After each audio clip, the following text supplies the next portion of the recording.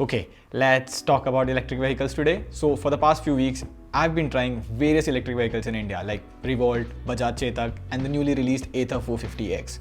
So with so many two-wheeler EVs out there, the question has to be asked, which is the best two-wheeler electric vehicle you could get in India? And more importantly, how good is the tech inside it?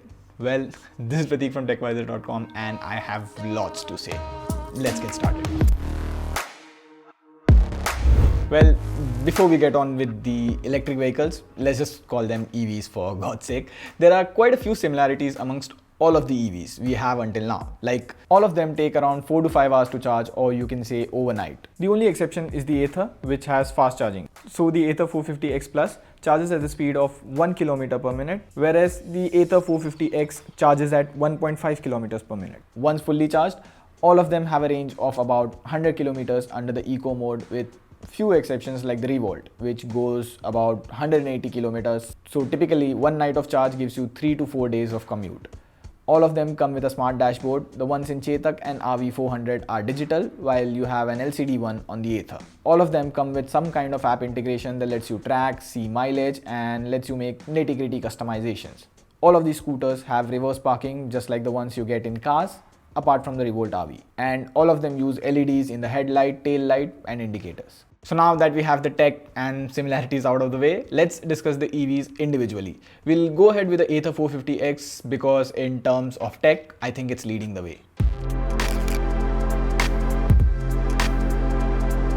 Foremost, the most interesting thing about the Ather is it's a tech company making automobiles. So their perspective on the EVs is different from the other companies over here.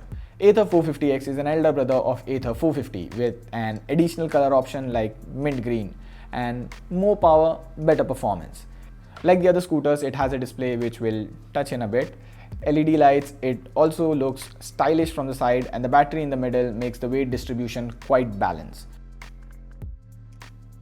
Another feature which I like is the reverse parking. Simply enable the toggle from the dashboard and then hit the accelerator. It goes back. The speed limit though is capped to 2 kilometers per hour to prevent accidents. However, there are 4 specific things that make the Ather 450X unique. First, the LCD dashboard. It's a good, healthy 7-inch LCD display and it's touch operated. As of now, the only EV with a touch operated display. You have your battery stats, speed and remaining range right in front of you. Plus, you also get call and music support via Bluetooth and Wi-Fi. Now, an interesting thing is the Geo SIM card built in, which gives you 2 benefits. Real-time Google Maps, so you don't need to rely on your phone. I can already see delivery guys using them a lot. Plus, you have incognito mode as well, so you can hide your secret visits. Next, OTA updates. Now, I haven't heard any other manufacturer talking about OTA or any mention on their side, but Ather promises OTA updates which could potentially fix software bugs and even add new safety features to the bike.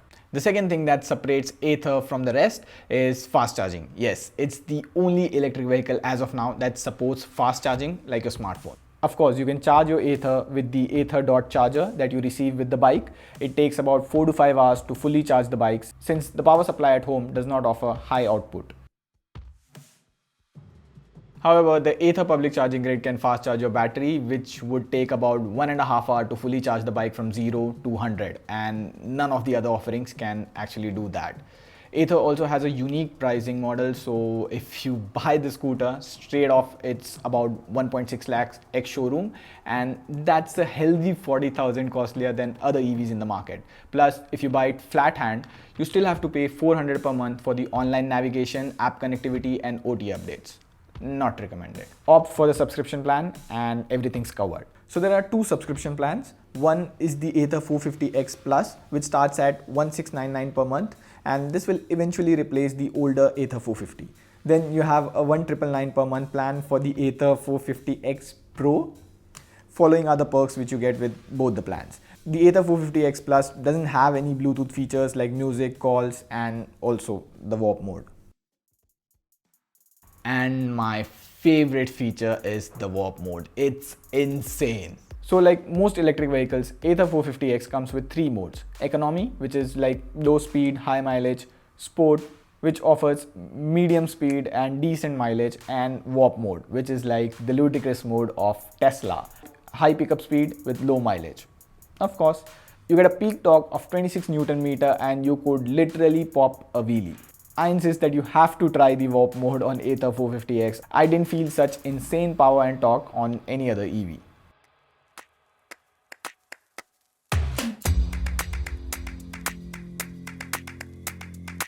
Next up, we have the Revolt RV400 and RV300, which was launched way back in July and probably the first production electric bike. Now, keeping aside the super Socko similarities, you know it, I know it, let's list down what's different between RV300 and RV400.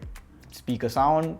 The RV300 doesn't have the speaker and the remote key. Moreover, it has a slightly smaller electric motor and battery. The electric motor on the RV300 is hub mounted, whereas the RV400 has a belt driven motor. So all of these give the RV400 a slight edge with a top speed of 80 km per hour and a 150 km range under the eco mode. Whereas the RV300 tops up at 65 km per hour with a better 180 km range. Now, before we begin, I want to address this. I don't know about you, but I switched it off a couple of minutes after riding the bike. It feels so disconnected and so artificial. I don't know, not my kind. Rest, the bike looks and works like a normal conventional bike. Oh, and another thing is regenerative braking. In case you don't know, in an EV, when you hit the brake, the electric motor switches to a generator and starts charging the battery. Hence, the throttle is cut off. Pretty common in every EV, but I found it to be slightly more aggressive in Revolt. As soon as I even touch the brake, the throttle's cut off, and it takes time to get used to this. However, the thing that works for Revolt is the range. Unlike all the other EVs, it gives you a whooping range of about 180 kilometers. As per the site, but in real life, we asked a few people and it's around the 150 mark. Last, the AI part, there is none of that as of now. The company states that it will take time to collect data and for the AI to kick in, but not sure what the application would be. I guess ride experience. So the name does ring a bell, and I remember back my dad had a Chetak back in 1998. Okay, nostalgia aside, this does look beautiful and Italian. You know, if you can't defeat an enemy, so be like them. Sorry, the quote is different, but it sure looks like Vespa. In terms of specs, let's compare it with the previous two EVs. And just for reference, we have also added the TVS iQube. So the Bajaj Chetak has a slightly larger battery and a 10 km extra range over the Ather 450X. If you like retro looking scooters, you will like the Bajaj Chetak. It also has a front storage utility and a USB charging port, which none of the other EVs offer. The dashboard also has that retro touch to it, and you get all the basic speed, trip and charging level indicators. You get a digital dashboard and things are pretty much limited to the hardware itself. So the bigger picture here is that EVs are inevitable. You might see them get more common in a couple of years, so this is more like the early bird phase. The prices are sure high and the perks are pretty less, but things are gonna get better from here. If you ask us, hands down, we would recommend the Ather. It has fast charging, better tech, the insane warp mode, and on that note, this is Pratik signing off. In case you have some queries, do write it in the comments or you can reach out to our Instagram page. See ya in the next one.